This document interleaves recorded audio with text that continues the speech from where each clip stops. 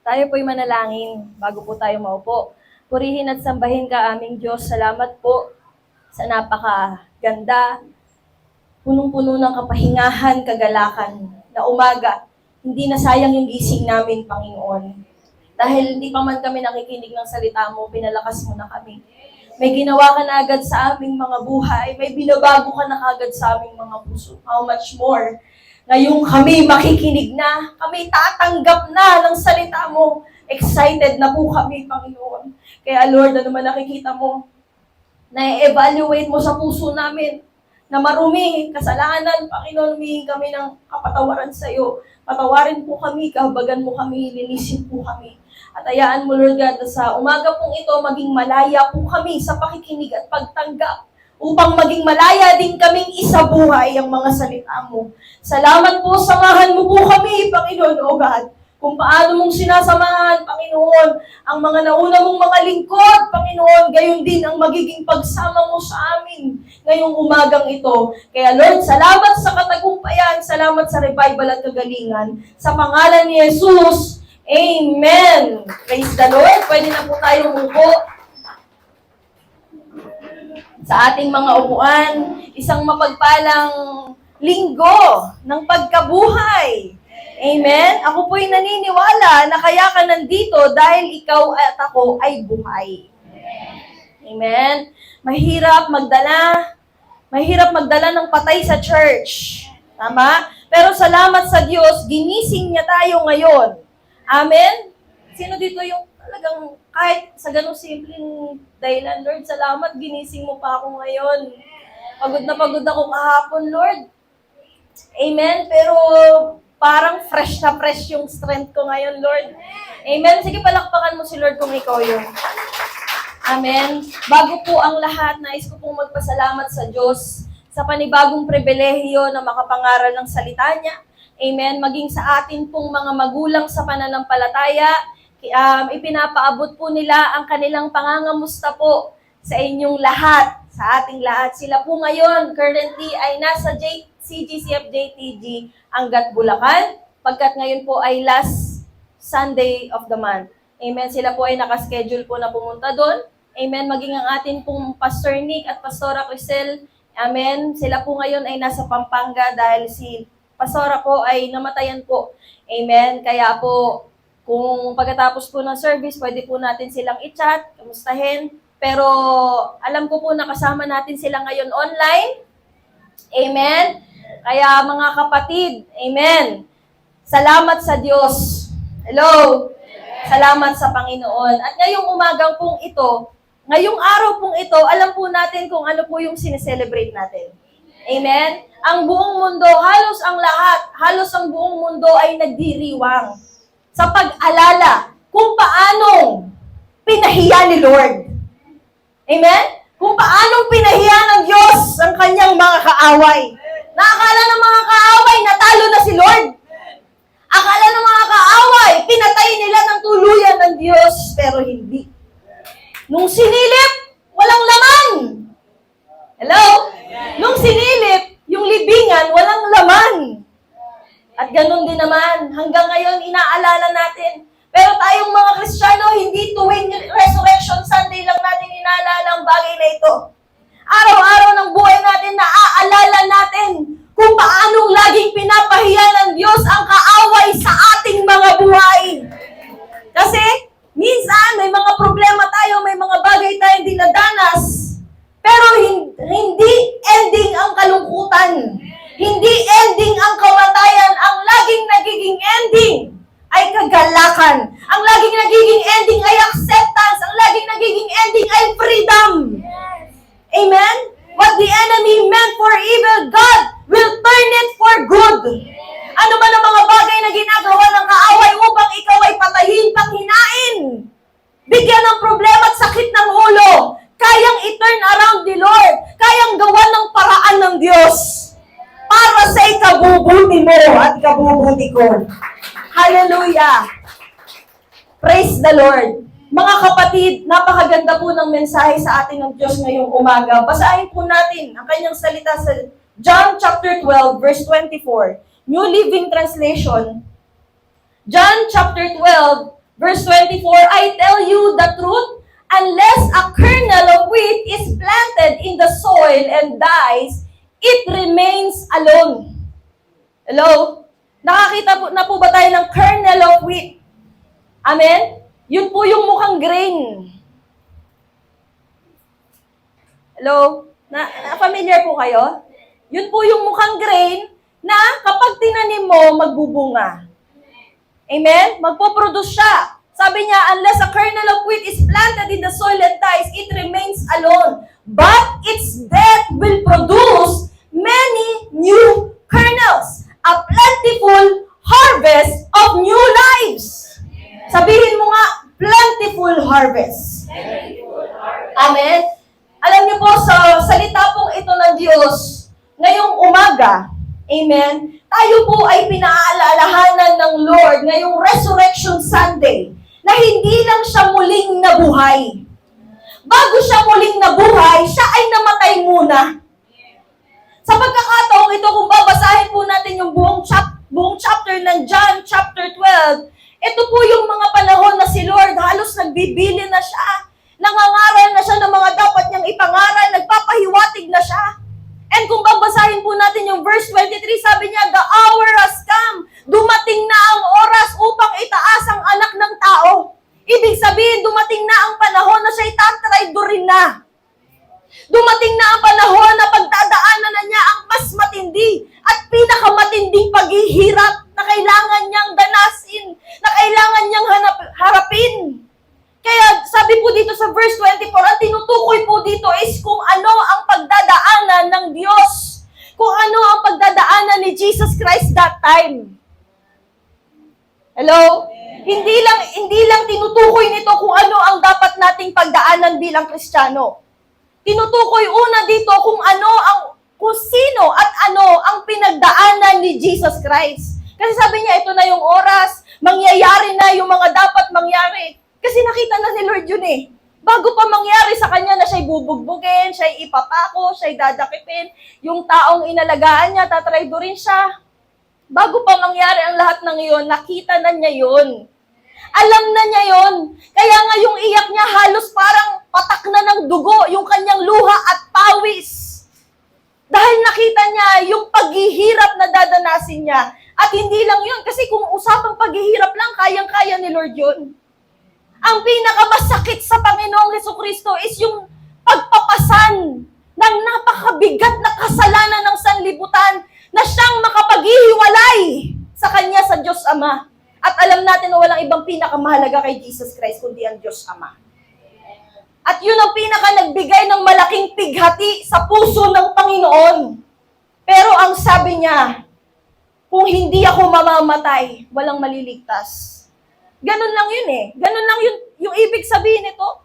Kung hindi ko gagawin to, wala akong maibubungang salvation. Hindi kayo maliligtas. Lahat kayo dito maiimpyerno, which is true. Kung hindi magsasakripisyo si Jesus Christ, kung hindi siya magpapabugbog, kung hindi siya magpapapako, kung hindi siya mamamatay. Hello? He will remain alone. Wala siyang madadalang kaluluwa. Walang mariredeem. Pero salamat sa Diyos. Sabi mo, salamat sa Diyos. Salamat sa Diyos! Dahil hindi niya iniwasan ng kamatayan. Hindi niya inurungan, hindi niya inatrasan ang hamon. Hallelujah! Kahit alam niya na magiging mahirap, sabi niya, but its death will produce many new kernels. Hallelujah! Church, Resurrection Sunday ngayon. Tingnan mo yung katabi mo kung Resurrection Sunday face. Resurrection Sunday face on! Amen? Ngumiti-ngiti ka naman. Ngiti ka. So yung sa tayo, ngumiti ka naman. Kasi buhay ang ating Diyos! Pinag-uusapan natin ang naging kamatayan niya, pero alam natin na pagkatapos ng 3 araw, siya'y muling nabuhay. Kaya meron tayong pag-asa. Kapatid, Resurrection Sunday, it reminds us that weeping, ang pag-iyak, Dying, hardships, loss, death, and pain are temporary. Hello? Alam nating lahat yan, dinanas nating lahat yan. Ang mga problema, pansamantala lang yan. Ang kamatayan ay pansamantala lang yan. Yung pain, yung brokenness, yung hardship, paghihirap, ang lahat ng mga bagay na yan ay pansamantala lang. Pastora, meron akong dinadalang sakit. May dinadala akong sama ng loob. 10 taon na, kapatid, sinasabi ko sa iyo ngayong araw na ito, kahit 10 taon na yan, pansamantala lang yan. Darating ang araw, tatapusin ng Diyos ang lahat ng bagay. Palalayain ka ni Lord. Yan ang pinapaalala sa iyo ng Resurrection Sunday. Si Jesus Christ namatay siya 3 araw lang. Ibig sabihin, may sinasabi sa iyo si Lord, kung siya'y namatay ng 3 araw lang, umiyak ang mga disciple ng ilang araw lamang, naghirap sila. Dahil akala nila patay na ang Messiah, pero ang totoo, muli siyang nabuhay kasi ang totoo, ang paghihirap, ang kalungkutan, ang mga problema, ang mga sakit at karamdaman ay pansamantala lang. It is all temporary. It may endure for a night, but joy comes in the morning. Woo! Kaya nga hindi forever na gabi eh. Hindi 24 hours madilim. Kahit ang panahon, ang pagpapalit ng panahon ay nagpapahiwatig na anak, hindi sa lahat ng oras madilim ang sitwasyon mo. Hindi sa lahat ng panahon malungkot ka lang. Dadating ang panahon magiging masaya ka rin. Dadating ang panahon matatapos din yung iniinda mo. It is all temporary. It may endure for a night. It may endure for a moment, but joy. Sabi mo, joy. Joy. Amen? Joy comes in the morning. Church, CGC of JTG, we have celebrated a lot of Resurrection Sunday in our lives. Tama? Marami na tayong naipagdiwang na Resurrection Sunday sa buhay natin. Yung tipong akala mo hindi ka nagagaling pero pinagaling ka ng Diyos. Yung tipong akala mo wala ka ng pag-asa pero binigyan ka ni Lord ng pag-asa. Yung tipong nasa lugmok tayo sa mga paghihirap. Kulang.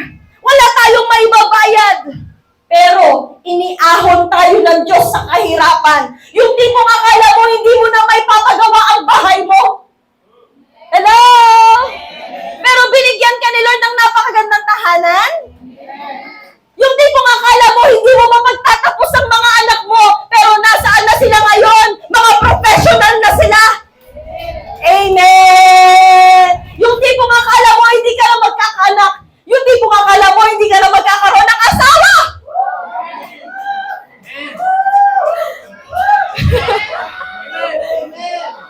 Yung tipong akala mo, wala nang nagmamahal sa'yo. Walang nakakaalala sa'yo. Pero dumating ang Resurrection Sunday sa buhay mo at nandito ka ngayon, nagpupuri ka sa Panginoon. Kaya kung nasa Friday ka pa lang ngayon, na parang nagluluksa ka, may bagay kang pinagluluksaan, huwag kang malungkot.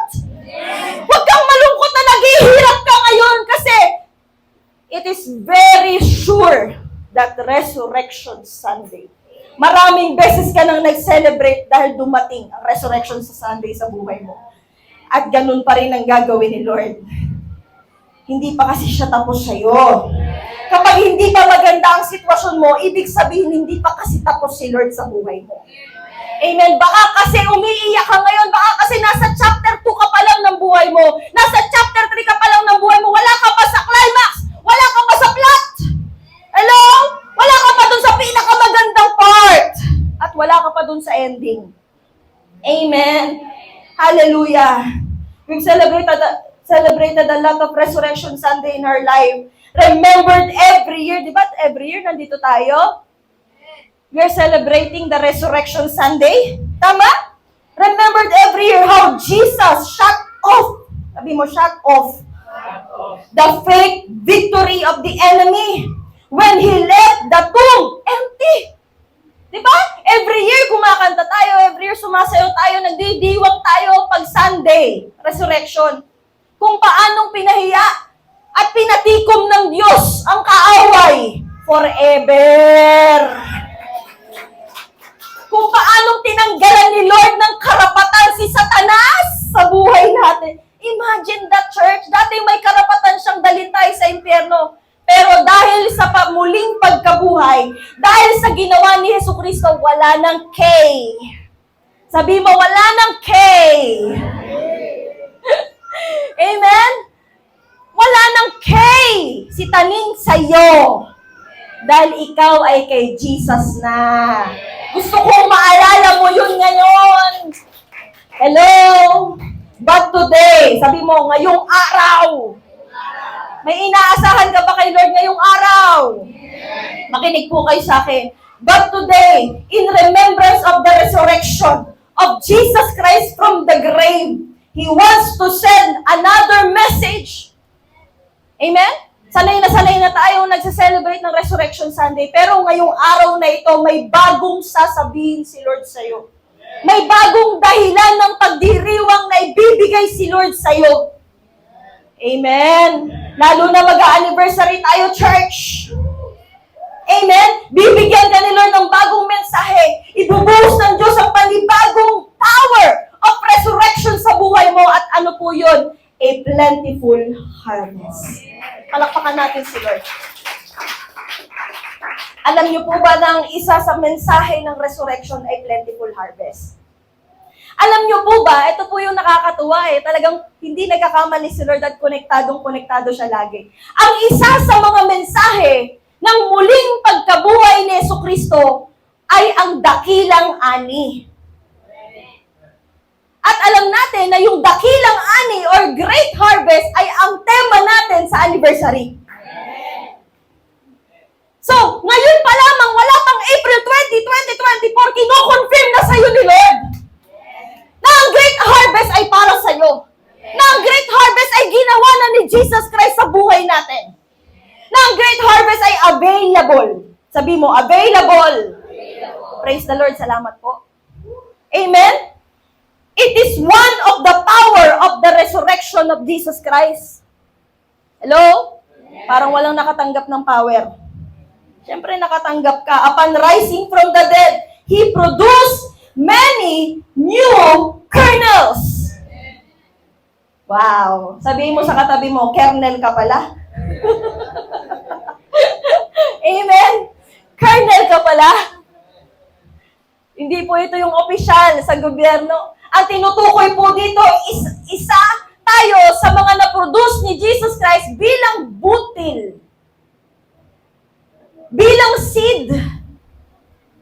Na kapag itinanim ka rin, kapag inilagay ka rin sa paso, kapag inilagay ka rin sa isang lupa, mamumunga ka rin ng sagana. Kahit saan ka ilagay ng Diyos, dahil ikaw ay galing sa Diyos, at pinroduce ka ni Lord kahit saan ka niya nilagay, kahit anong pagdaanan mo, sisiguraduhin ni Lord sa'yo na mamumunga ka ng maganda, masagana. Hello? As long as ikaw ay nakaumpong sa Panginoong Jesucristo. Church, upon rising from the dead, He produced many new kernels, a plentiful harvest of new lives. Kaya ang topic po natin ngayon ay pamamagatan po natin, He returned, bringing the great harvest. Palakpakan natin si Lord. Sino dito yung natutuwang bumalik si Lord? Nakakasama siguro ng loob at napakasama sigurong pakinggan na kayo sumasamba sa Diyos na patay. Ay, yung Diyos namin nandun sa Israel nakalibing. Pinapangarap ko nga siyang puntahan dun Sisilipin ko lang kung ano yung tsura ng libingan niya. Dadalan ko lang siya ng kandila. Di ba ang bakit pakinggan? Tama? Salamat sa Lord! Hindi nakalibing yung Diyos natin. Hindi siya pinagluluksaan. Hindi siya pinagtitirikan ng kandila doon sa Israel dahil buhay siya. Salamat sa Diyos, bumalik siya. Naalala niya tayong balikan. Na pagkatapos niya mamatay, hindi siya dumiretso sa langit, nagpakita muna siya para sabihin, oy, buhay ako. May pag-asa kayo. He returned. At nung bumalik siya, nung muli siyang nabuhay, may dala-dala siya. Hello? Di ba nakakatuwa kapag meron kang kamag-anak or mahal sa buhay na galing sa ibang bansa. Tapos nakita mo may dalang balikbayan box. Parang naaamoy mo palang parang ang tamis. Amen? Sino dito yung mga kabataan na tuwan-tuwa ka pag pumaparada na yung papa mo o yung mama mo? O kaya naririnig mo nang bumababa ng tricycle yung nanay at tatay mo? Kasi naaamoy mo ang Jollibee.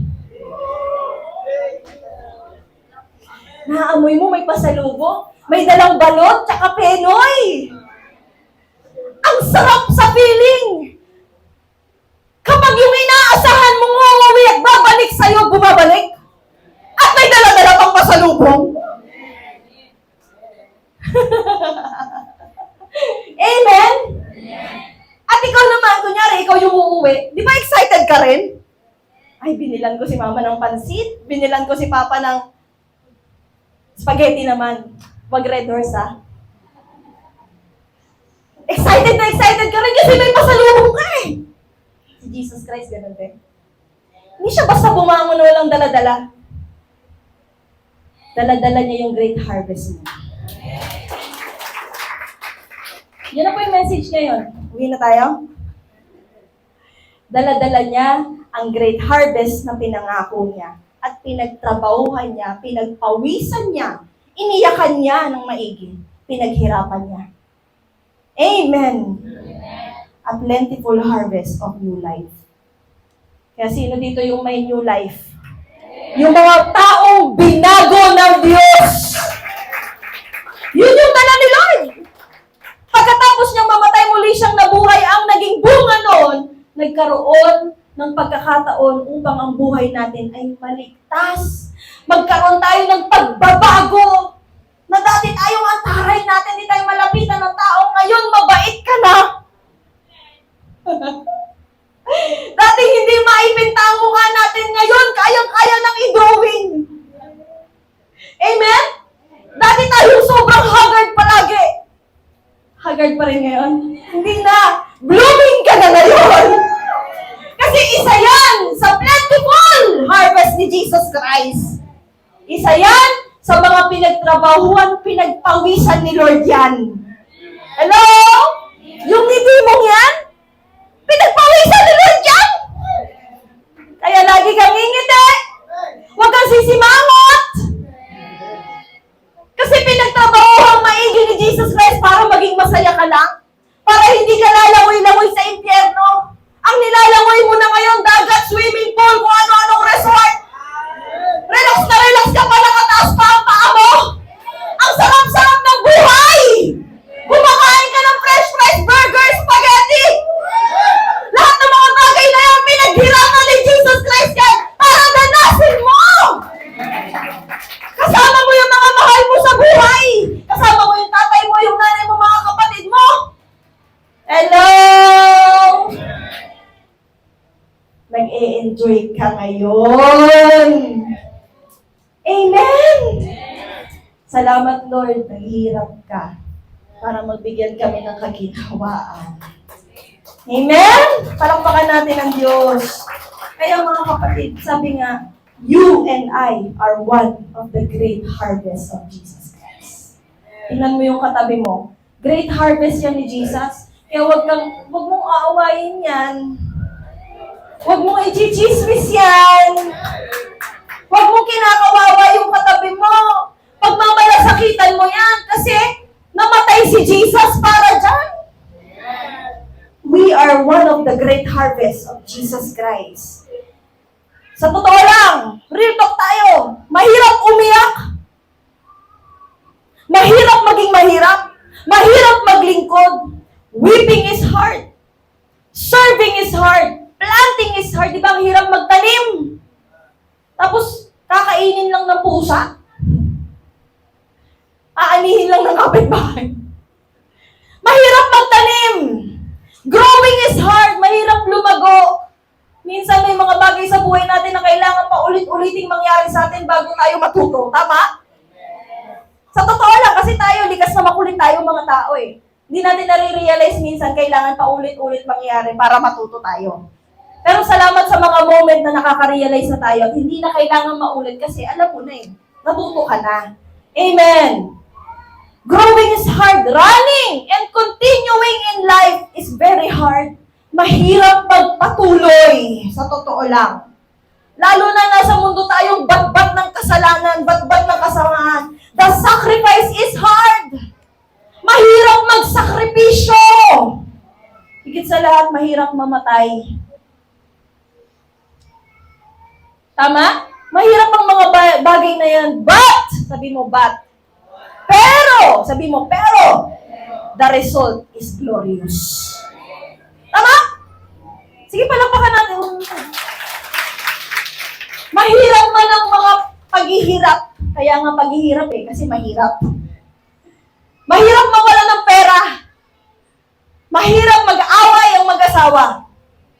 Mahirap magkaroon ng hindi pagkakaintindihan sa loob ng bahay. Mahirap maglingkod. Tama ba mga workers? Mahirap maglingkod. Kasi hindi ka lang basta gumagawa. Talagang hinuhulma ang pag-uugali. Tinatabas sa mga dapat matabas. Kailangan kasi nating maipresenta ang sarili natin sa Diyos na maayos. Kasama na dyan ang pagpapaayos, mahirap makorek. Tama ba? Yung mapagsabihan ka, mahirap yun. Amen? Pero, kapag na-overcome mo yun, kaya sabihin mo sa sarili mo, kapag na-overcome mo, papikin mo yung sarili mo, i-encourage mo yung sarili mo ngayon. Yung pinagdadaanan mong mahirap. Sabihin mo, kaya pinagdadaanan mong mahirap, Marie, Tam, ano pa pangalan nyo? Kapag na-overcome mo yan, kapag nanatili kang tapat sa Diyos, may resultang napakaganda. May naghihintay na napakaganda na mangyayari sa buhay mo at sa buhay ko. Ilang beses ko na po yung napatunayan. Pagkatapos ng pag-iyak, na-overcome mo yun, nagtiwala ka pa rin sa Panginoon, may magandang resulta. Bakit? Pinatunayan ni Jesus yun. Hello? Jesus Christ proved it because of His hard and painful sacrifice, because of His painful death, wherein even God wept. Tama? Sobrang sakit ng kamatayan ni Jesus, to the point na kahit ang Diyos Ama umiyak. Kahit si Jesus Christ umiiyak siya sa Garden of Gethsemane. Let's take our time to sink, to let that word sink in sa ating puso. Yung tindi ng paghihirap na kahit sila umiyak sila.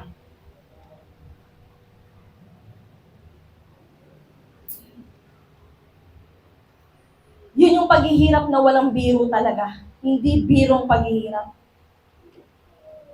Tama?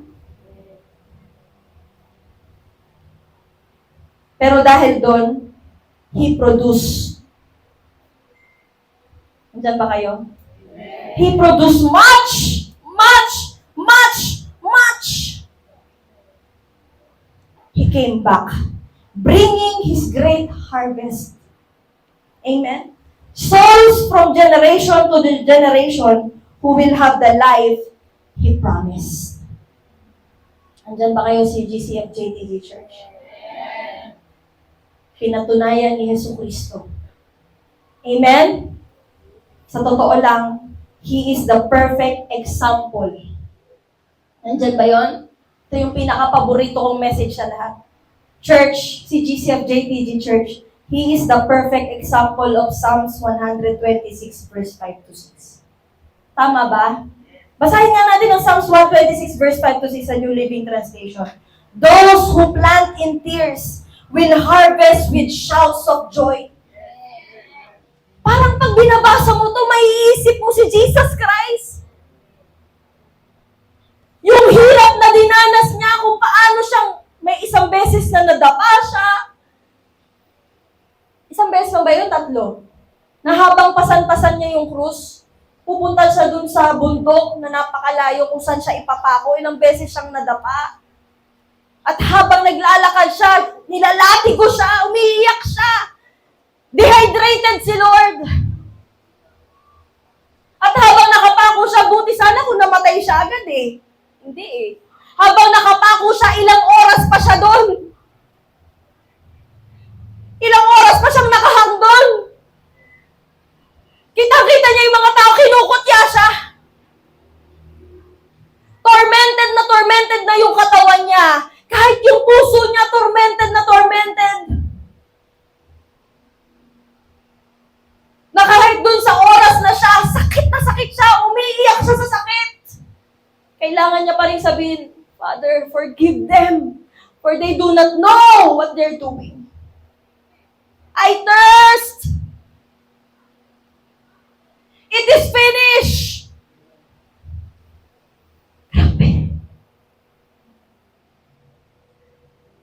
He's the perfect example of the one who planted in tears. For the sake of planting. Mahal mo ba si Lord?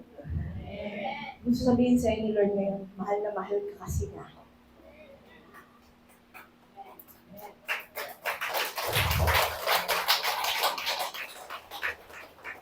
He is the greatest and the perfect example of Psalms 126. And this is our theme.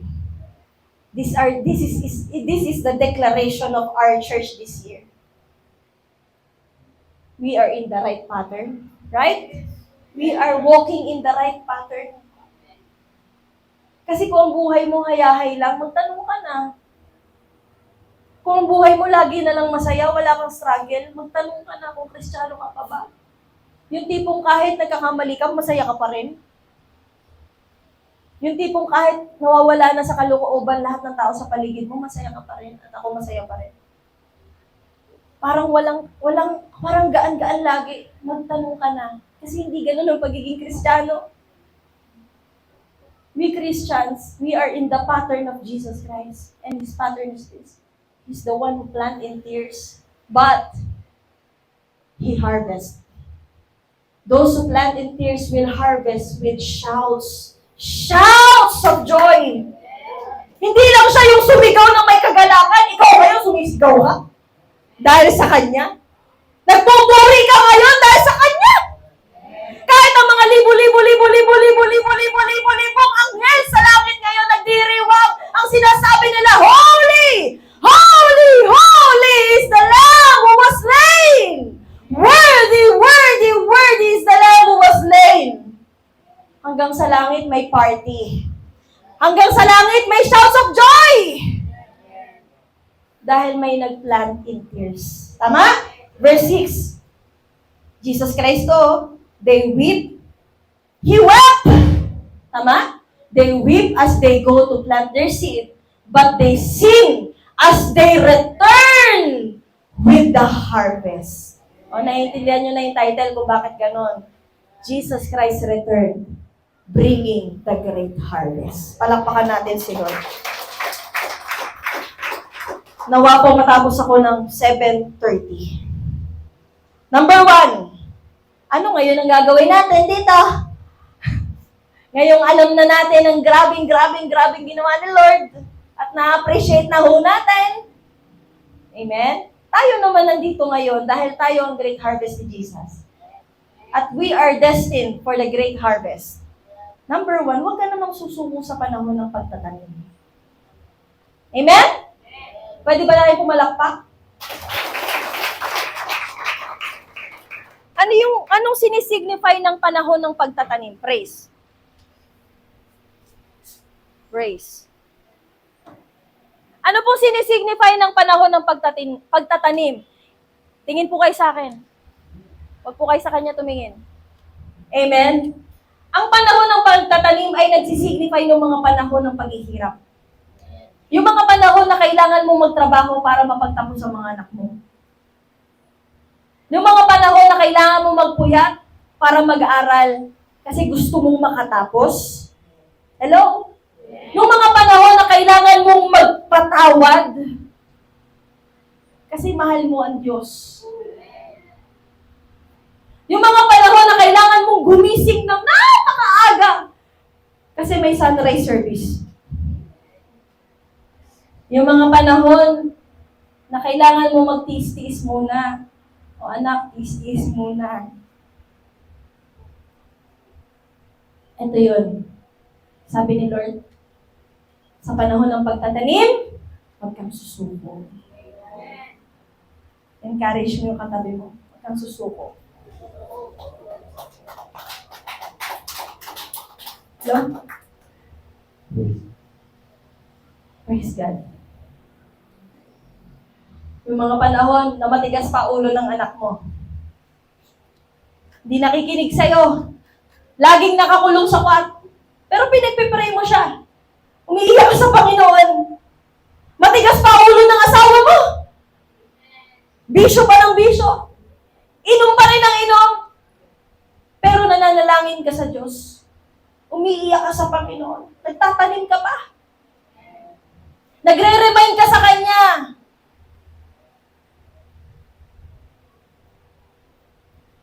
Nagtatanim ka pa. Huwag mong sukuan mo. Ilan na ba sa atin dito na dati nagtatanim ka lang, pero katabi mo na ngayon yung ani mo? Ikaw dati, iniiyak lang kita sa Lord, alam mo ba?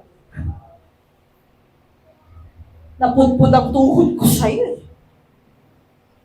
Ikaw dati, hiniling lang kita eh.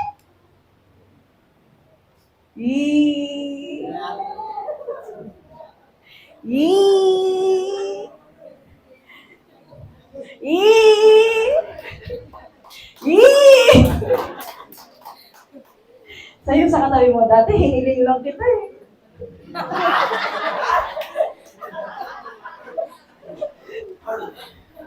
Dati binanggit lang kita sa Lord eh. Iyak-iyak pa nga ako nun sa altar. Naalala ko, sinasabi ko yung pangalan mo na, Lord, tulungan mo naman itong kapatid.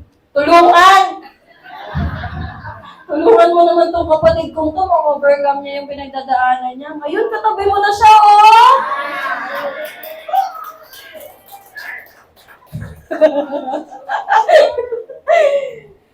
Amen! Ano ba gusto ni Lord na maalala mo? Tapat siya. Tapat siya. At ganun pa rin siya ngayon. Kaya kung may mga bagay ka sa buhay mo na alam mo namang tama, huwag mong sukuan. Alam mo namang kalooban ni Lord yun eh.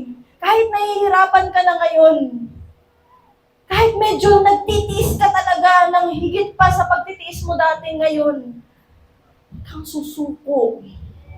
Tama ba?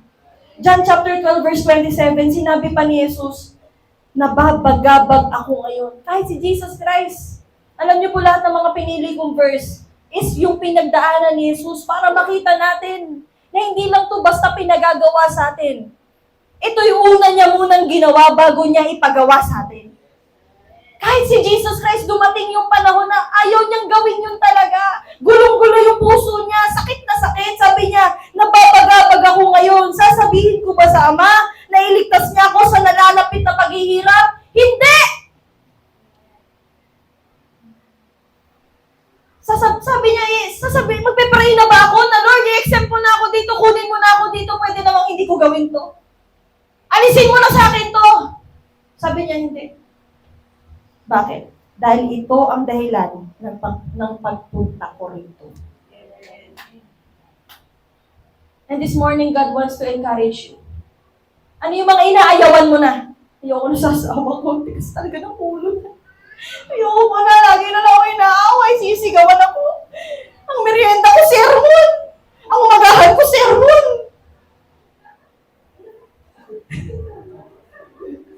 Ayoko na sa asawa ko. Ayaw talaga niyang pumunta sa church. Hindi nagbabago. Lord, hindi siya nagbabago. Akala ko may babaguhin mo ito.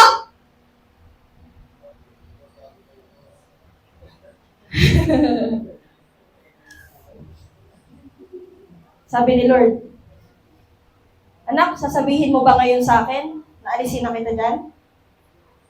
Sana sabihin mo, hindi. Kakayanin to, Lord. Alam kong babaguhin mo ang asawa ko. Alam kong babaguhin mo ang mga anak ko. Lord, alam ko na darating ang panahon. Magbabago rin ang sitwasyon ko. Palalayain mo rin kami sa ganitong klaseng paghihirap. Kaya Lord, di ko aatrasan to. Tama? Pumalakpak lahat ng matapang. Hindi tayo matapang dahil sa sarili nating lakas. Matapang tayo dahil kay Kristo.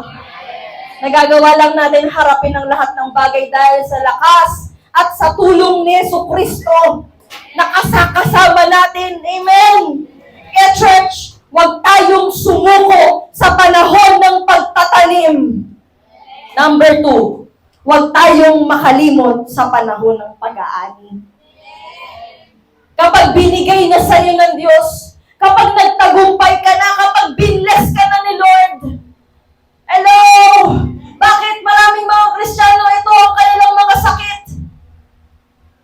Kapag binibless na sila ng Panginoon, Lord, bigyan mo po ako ng trabaho, alisin mo ako sa ganitong sitwasyon. Nais ko pong kumita. Binigyan ni Lord ng trabaho, biglang nawala sa church. Tama? Real talk? Lord, bigyan mo ako ng boyfriend. Bigyan mo ako ng girlfriend. Nung nagkaroon ng jowa, nawala sa paglilingkod. Dami talagang butiki sa labas eh. Amen? Lord, bigyan mo ako ng bahay. Binigyan ni Lord ng bahay. Hindi na umatin. Maglilinis po kasi kami ng bahay eh. Lord, parang gusto kong bumili ng mga bagong damit. Binigyan ka ni Lord, pambili ng bagong damit. Pagdating na Sunday, wala ka. Anong dahilan mo? Maglalaba po kasi ako eh. Lord, bigyan mo ako ng negosyo.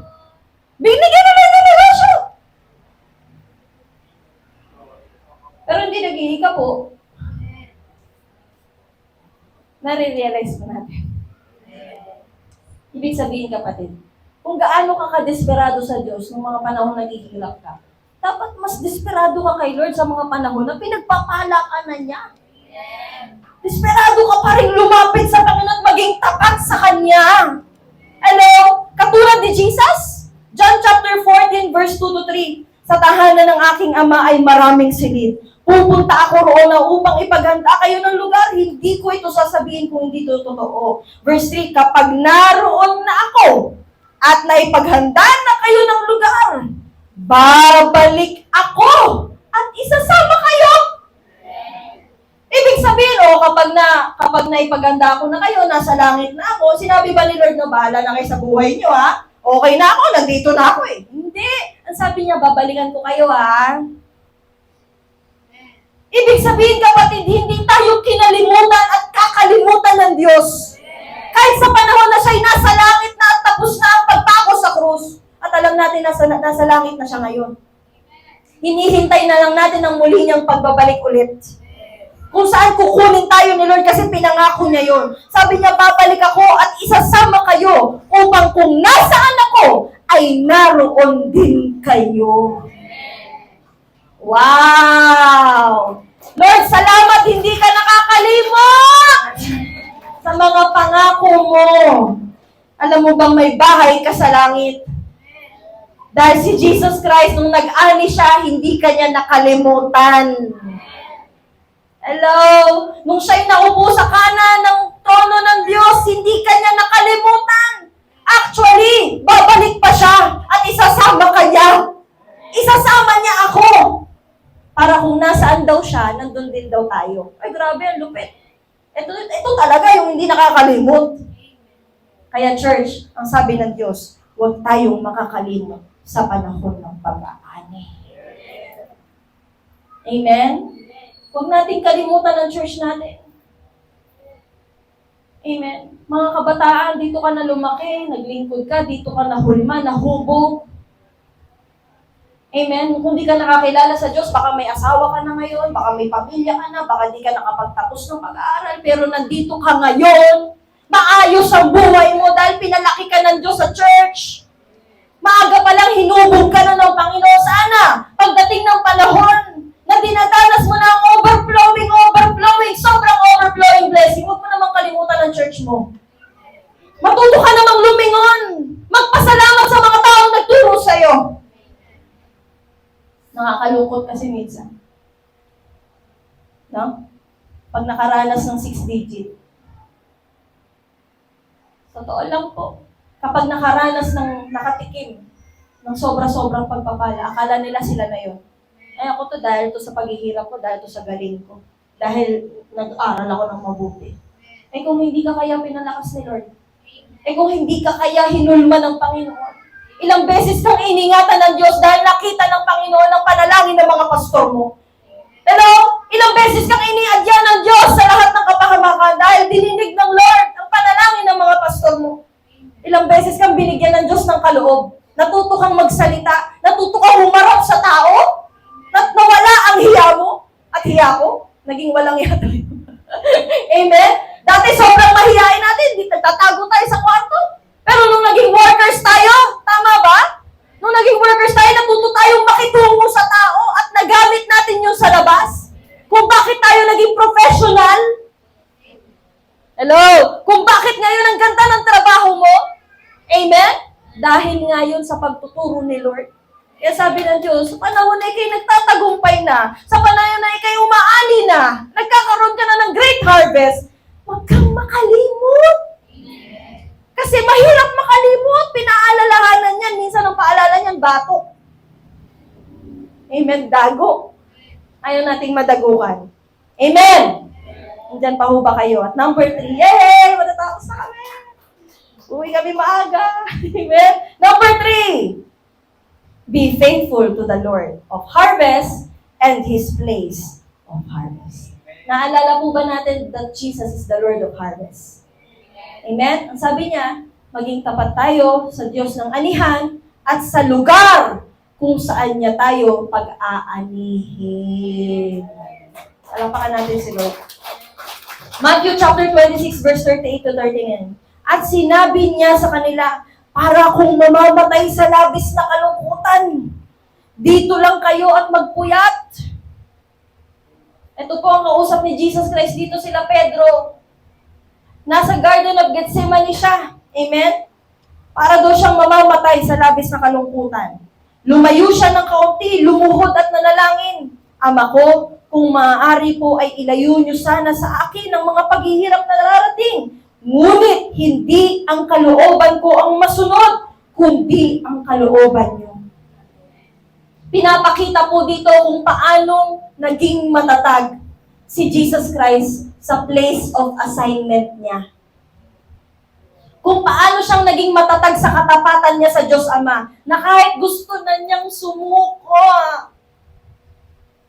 Sabi niya, yung lungkot niya, nakakamatay na yung lungkot niya. Para kung mamamatay sa labis na kalungkutan. Pero, nanatili pa rin siyang tapat.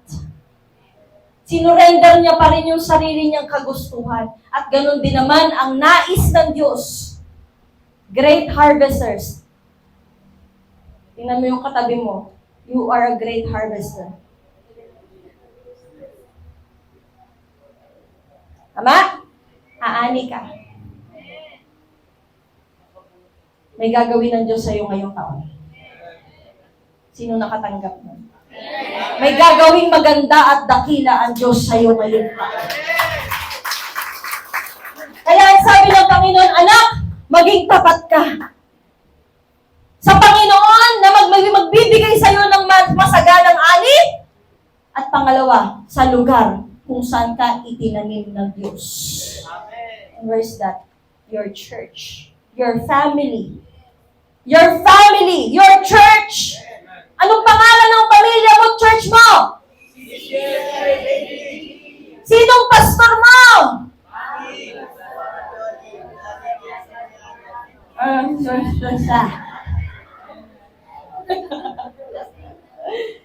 Woo! Palakpakan natin si Lord!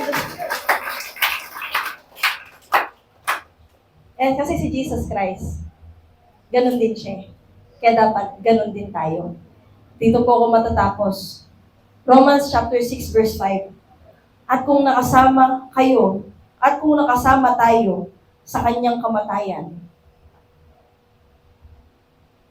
ibig sabihin, kung dinadanas natin ngayon yung mga bagay na dinanas, yung pag-iyak, paghihirap, pagsasakripisyo, para lang makasunod at maging tapat sa Diyos. Kung nakasama tayo sa kanyang kamatayan, sabi mo, tiyak, sure na sure, sigurado na to, na mabubuhay tayong muli, tulad ng muli niyang pagkabuhay. Anong ibig sabihin nun, church? Gusto kong liwanagin sa inyo. Ang sinasabi dito is yung manner, yung way kung paano siyang niresurrect. Ang ibig sabihin dito, paano ba niresurrect si Lord? Muli siyang nabuhay na may dala siya. Ikaw din naman. Ikaw din naman. Ako din naman. Tayo rin naman. Babangon ka dyan sa sitwasyon na yan na meron kang dala-dala. Meron kang dala-dala. Hello! Buksan nyo ngayon ang inyong mga spiritual na tainga. Ibabangon ka ng Diyos sa sitwasyon na meron ka at dala-dala mo yung ani na pinangako sa iyo ng Diyos. Yung bagong sitwasyon, yung bagong season, yung sagot sa iyong mga panalangin. Kasi katulad ng sinasabi ng title natin, Jesus Christ returned. Sabihin mo, I shall return to. Ako din, babalik din ako. Verse 6 ng Psalms 126, basahin natin ng sabay-sabay. Psalms 126, verse 6.